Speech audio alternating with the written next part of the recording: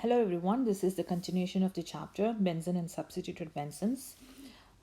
Okay, and in this part of the chapter, we are going to talk about the effect of substituents on the orientation of the electrophile in an electrophilic aromatic substitution reaction.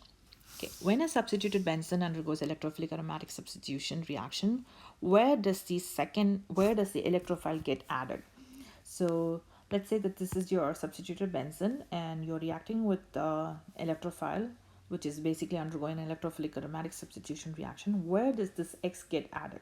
So basically X has three different chances. It can go onto the ortho position, or it can go onto the meta position, or it can go onto the para position. But in reality, there are going to be only two possible ways. Either you get a mixture of ortho and para substituted product, or you get a meta substituted product. Okay, so these are the two possible ways. Now, so basically all activating substituents and weakly deactivating substituents will direct the incoming electrophile onto the ortho and para position, whereas all moderately and strongly deactivating substituents will direct the incoming electrophile onto the meta position. So this is the trend that you're going to follow. Okay. Now let's see whether we are able to attempt this problem. Okay, so here is nitrobenzene. What kind of group is nitro? Nitro is a strongly deactivating group, which is going to put the incoming electrophile, which is bromine, in the meta position. So the product right here would be this. Now let's go on to the next problem. You have a bromine on benzene.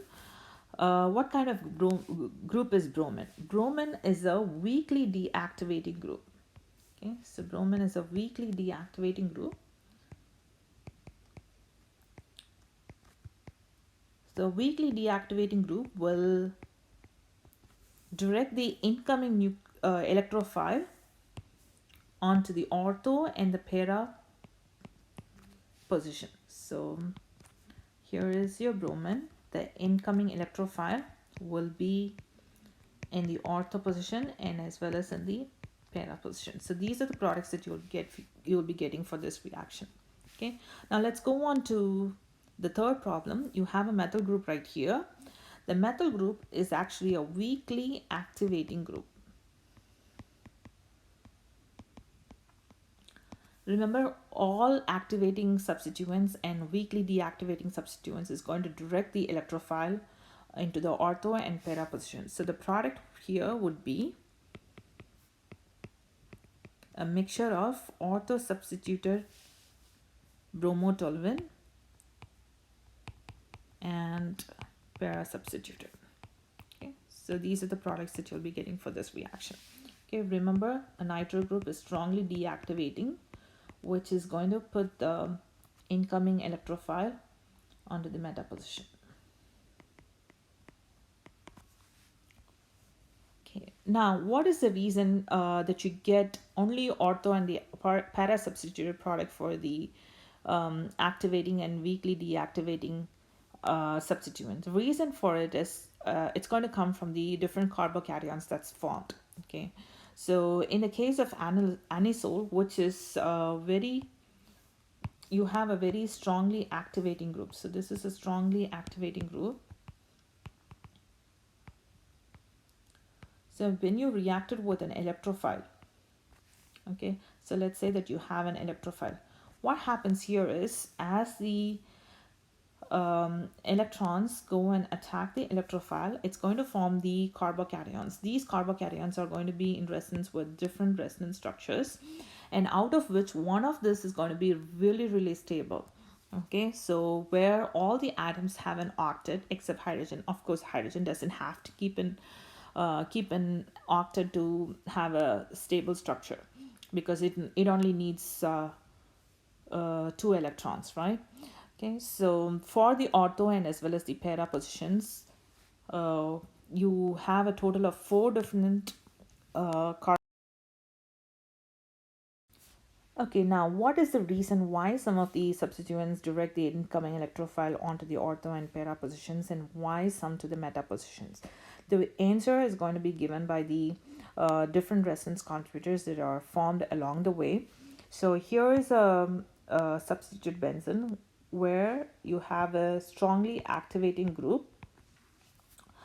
We know that the strongly activating group is going to direct the incoming electrophile onto the ortho and para positions. When you look into the mechanism in the ortho and the para substituted products, it's actually along the way to the ortho and the para substituted products, it's going to form a total of 4 different resonance structures, out of which one is going to be really stable because all the atoms in here is going to have an octet, with an exception for hydrogen, because hydrogen doesn't have to maintain an octet.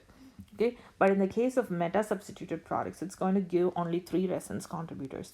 That's the reason why strongly activating groups, or any activating group, is going to direct the incoming electrophile onto the ortho and para position. Okay, now let's take the second case. So here is a weakly activating group. Methyl group is a weakly activating group. So in the case of ortho and para substituted resonance contributors, there are 3 different resonance contributors, and out of which one is going to be really stable. So if you look into this, this is a tertiary carbocation, whereas this is a secondary carbocation. We know that the tertiary carbocation is more stable because it is stabilized by hyperconjugation, whereas in the case of meta, you only form secondary carbocation. So that's the reason why a weakly activating substance is going to also put the incoming electrophile onto the ortho and the para positions. Now the next one is a protonated aniline, which is a protonated aniline is going to be protonated amines are going to be strongly deactivating. So remember, a strongly deactivating group is going to put the incoming electrophile onto the meta position. So when you analyze the different resonance contributors for it, the meta position still has got 3 resonance contributors, but the ortho and the para positions goes through 3 resonance contributors, out of which one is going to be less stable. Okay, so here is the less stable resonance contributors. And why it is less stable? Because you have 2 positive charges on adjacent atoms. Okay, you don't really want to keep the 2 positive charges close to each other. You definitely want them to be separated, at least by 2 atoms. Okay, so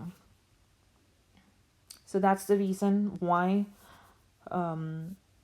the strongly deactivating groups direct the incoming electrophile onto the meta position. So here are the stable resonance contributors for the meta positions.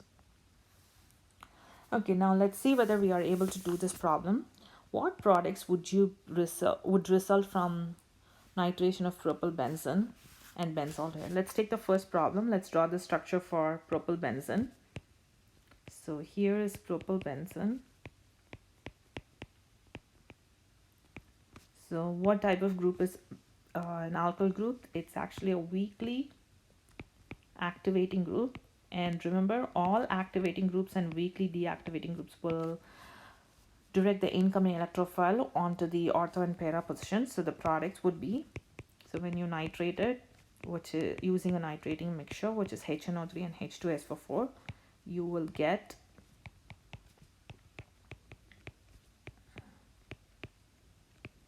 the ortho substituted product and the para substituted product.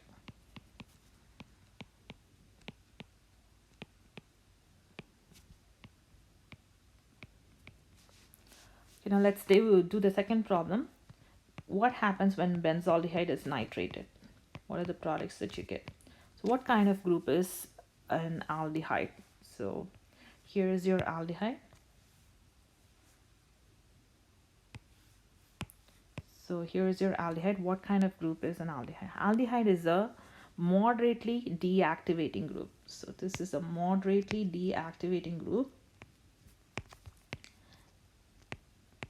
Both moderately deactivating group and strongly deactivating group will direct the incoming electrophile onto the meta position, right? So the product would be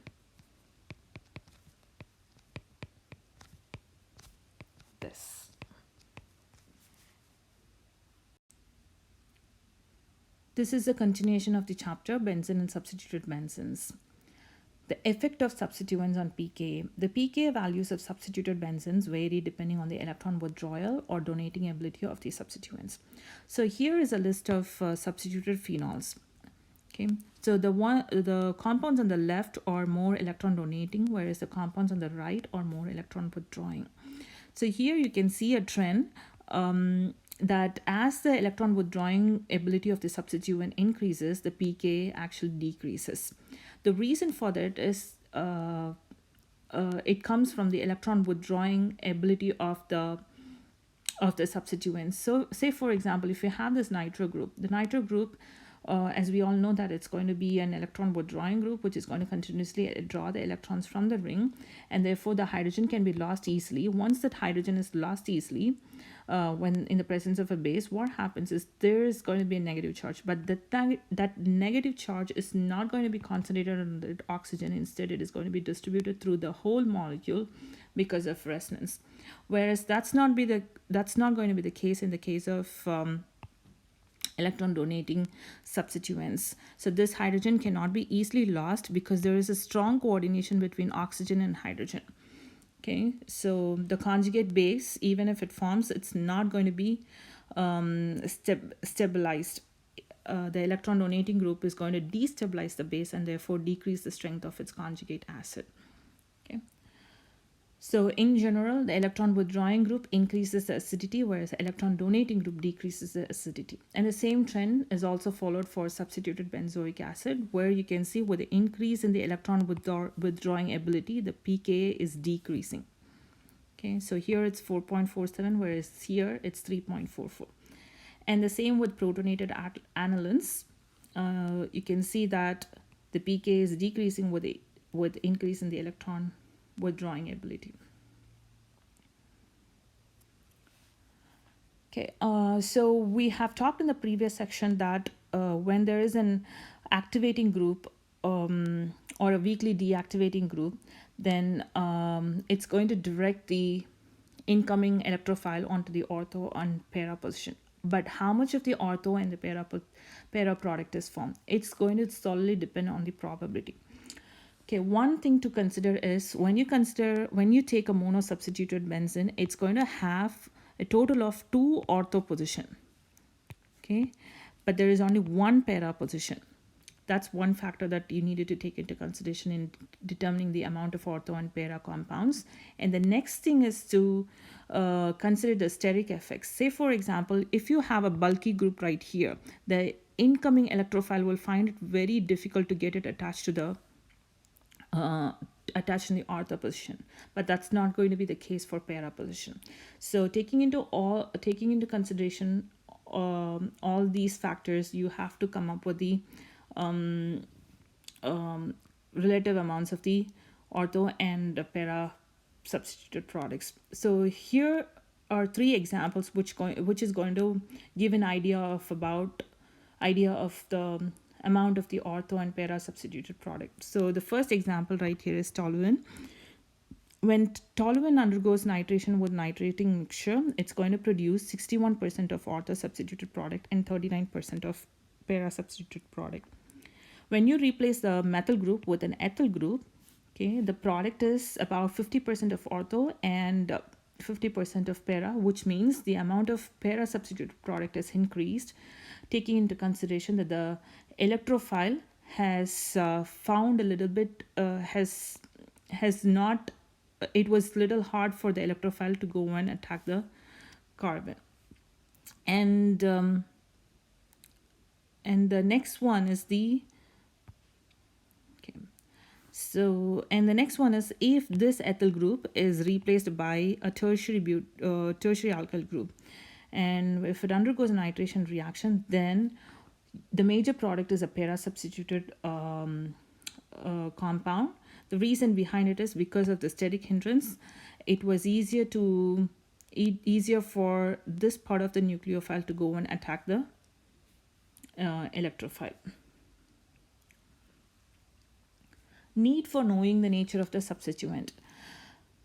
So knowing whether a substituent is activating or deactivating is going to help in determining the reaction conditions that is required for carrying out the reaction. Say for example, halogenation is the fastest of all the electrophilic aromatic substitution reaction because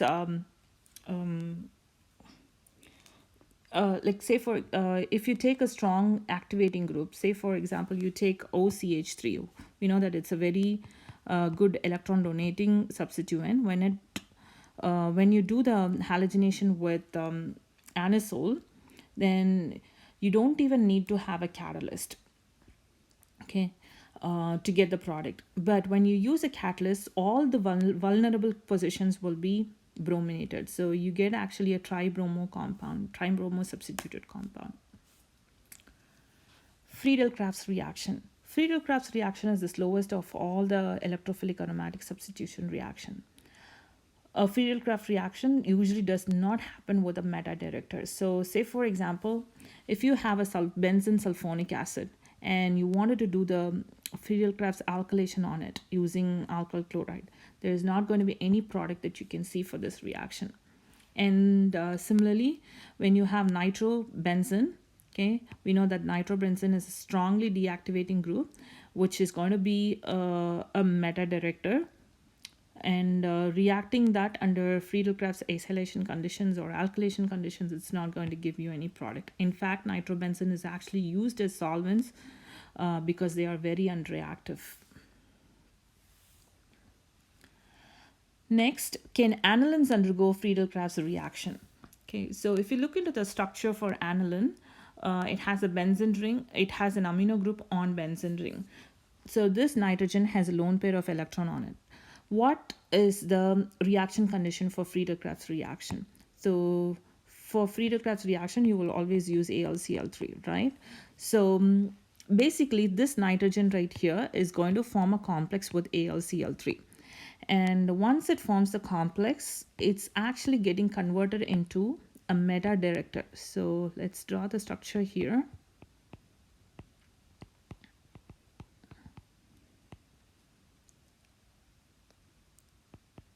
So here is the structure for the complex that's formed between aniline and AlCl3. So while this is a ortho-para director, the complex is a meta-director. And we know a compound which is a meta-director cannot undergo Friedel-Crafts reaction. So it's not going to give any product. So basically anilines and substituted anilines do not undergo Friedel-Crafts reaction. How about phenol and anisole? Will they undergo Friedel-Crafts reaction? Okay, so in phenols and anisole, we have oxygen. So oxygen being weakly basic, it does not complex with AlCl3. Remember, an AlCl3 should be able to grab an electron pair, but oxygen is not ready to give its lone pair of electrons. So it's not going to form a complex with AlCl3. So it can readily undergo Friedel-Crafts reaction. Can aniline be nitrated? The answer is no, because nitric acid is an oxidizing agent and an amino group is easily oxidized to a nitro group. However, if the amino group is protected, then the ring can be nitrated. So this is the way that we protect the amino group. So it's first reacted with acetyl chloride. And it is converted into acetanilide. Here is the structure for acetanilide. Once it is protected, you can do the nitration. Since this is an activating group, it's going to direct the incoming nitro group into the para position. Why specifically para position? Because you can consider this is like slightly bulky, because of which the ortho position is kind of not available. And once the nitration is done, you can do the hydrolysis, acid hydrolysis, followed by a reaction with a base to give the nitro-substituted aniline.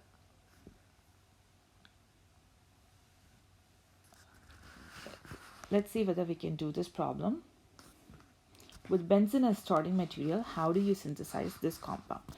Okay, now let's identify what are the different groups present on this. So here you have an acetyl group and here you have a nitro group. So basically there should be two reactions. One is Friedel-Crafts acylation and the other one is nitration. So in all of these reactions, the order of the reaction is very, very important. Okay, so the first thing is, if you're going to start with a Friedel-Crafts acylation, the product would be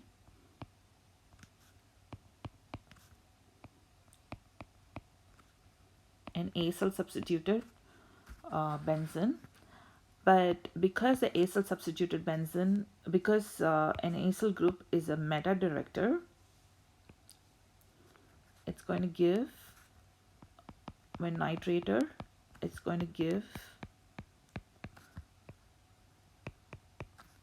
put the nitro group in the meta position.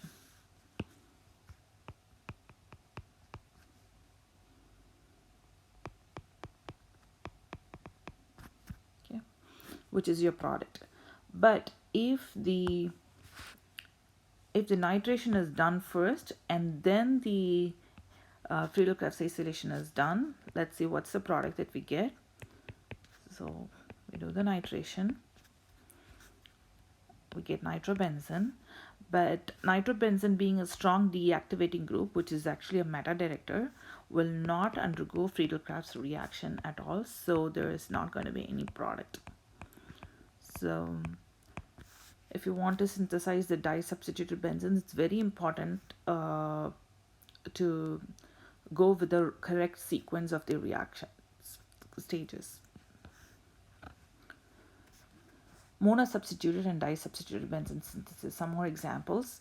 Here, this example, we wanted to synthesize 2-phenyl ethanol. Okay, so again, there can be more than one synthetic route for the synthesis of a compound. But the preferred route depends on various factors such as how tedious the reaction is or how convenient the reaction is, depending upon the expense of the starting materials or the yields of the target molecule. Okay, so here are two different ways that you can synthesize 2-phenyl ethanol.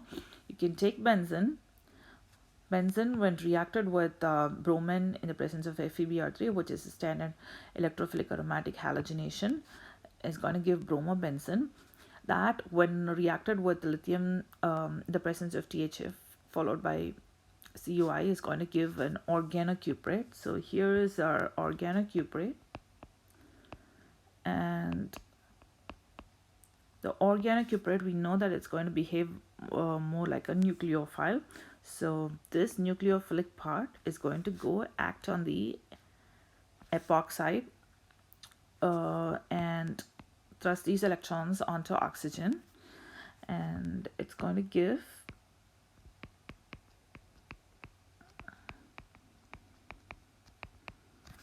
this product. And after this, it's going to be reacted with the HCl, where this oxygen, this negatively charged oxygen, will be protonated to give the final compound. But it can also be synthesized by other method.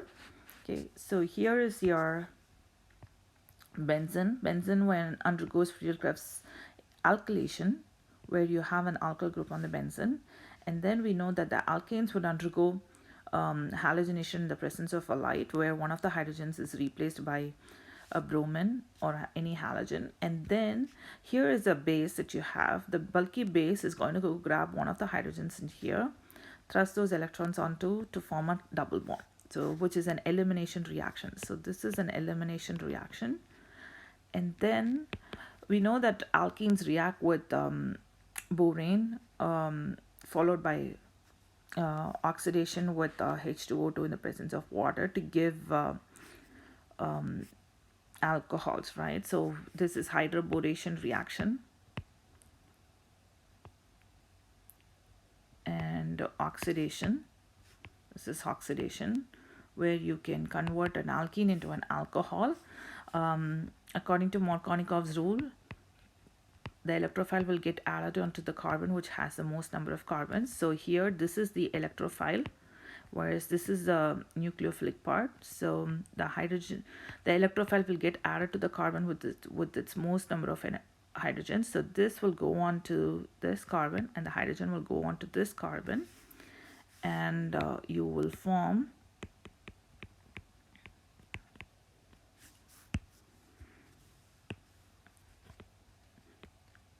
so here is the product of hydroboration.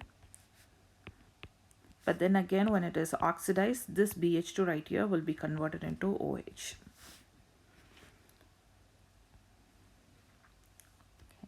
So order of the reaction is very important. Suppose if you want to synthesize meta-bromobenzene sulfonic acid, you will start with benzene and then do the sulfonation where you put the sulfonic acid group on it, and that followed by halogenation will give the bromine, will put the bromine in the meta position. Suppose if you're going to do the opposite, if you do the bromination first, then sulfonation, let's see what's the product that you will be getting. So bromine, as we know that it is a weakly deactivating group, it's going to be it's going to be an ortho and para director. So when it is sulfonated, the sulfonic acid group could be either in the ortho position or in the para position, or a mixture of those. So that's the product. So there is distinct difference between these two pathways.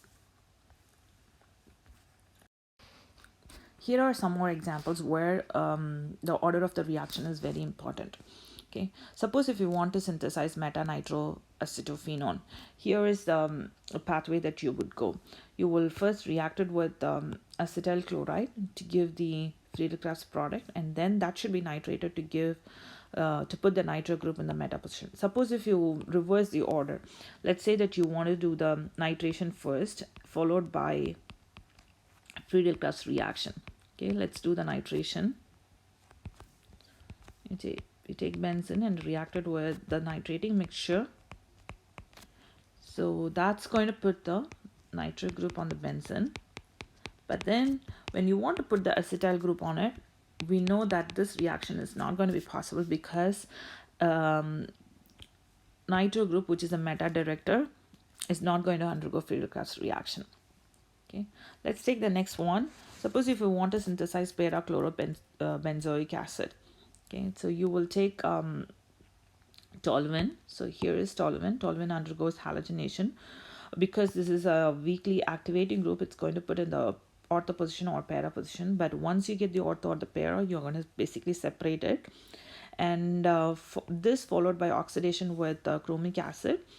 We know that any alkyl group on the benzene ring is going to get oxidized to carboxylic acid group, and then there you have your compound. Suppose if you do the opposite, if you do the oxidation first followed by halogenation, then let's see what's the product that you will be getting. So when it is oxidized, it is going to give benzoic acid, but this is a moderately deactivating group. A moderately deactivating group is a meta director. So instead of getting the para-chlorobenzoic acid, you will get a meta-chlorobenzoic acid. So the order of the reaction is very, very important when you synthesize di-substituted compounds, di-substituted benzenes or tri-substituted benzenes. Okay, here is another example. Suppose if you want to synthesize meta-dipropylbenzene, where you have two alkyl groups on it, you will start with benzene and then do the Friedel-Crafts acylation to put the acyl group on it. Here is the acyl group, and that undergoes halogenation to give the halogen in the meta position. Again, because this is a moderately deactivating group, remember any carbonyl group that is attached to the benzene is going to be a moderately deactivating group, and therefore it's a meta director.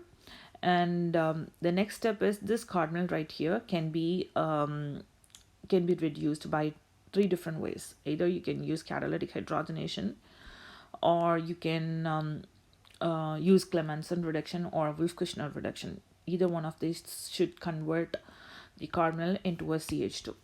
And then finally, you have this bromine right here, which can be replaced by an alkyl group by using Suzuki coupling. So here is Suzuki coupling. Yeah, that is going to put another alkyl group in the meta position where the bromine was initially. So this is how you will synthesize meta-dipropylbenzene. Now let's go on to some more examples. Here is an example for para propylbenzene sulfonic acid. Let's see how we can synthesize this. Benzene, when reacted with the propanoyl chloride, is going to give the Friedel-Crafts product. And again, you have this carbonyl group because you actually want the alkyl group. You can reduce it in any way because we don't have other substituents, so it is not acid or base sensitive. So you can use Clemmensen reduction or Wolff-Kushner, and thereby converting that into an alkyl group. And once you have the alkyl group, you're going to react it with H2SO4 and heat it. That's going to put the sulfonic acid in the para position. And why again para position? Because you have this alkyl group, which is a weakly activating group. So it can go either in the ortho position or para position, but taking into consideration that this group is slightly bulky and your sulfonic group is also like little bulky, it can go in the you can get more of the para substituted product. Now let's go on to the next one. This is another way to prepare para propylbenzene sulfonic acid, where you are actually first brominating it, and we know that the bromobenzenes or any halobenzenes can be converted into an alkyl group by reacting under Suzuki coupling, Suzuki reaction, and then you can react it with then you can follow exactly the same step.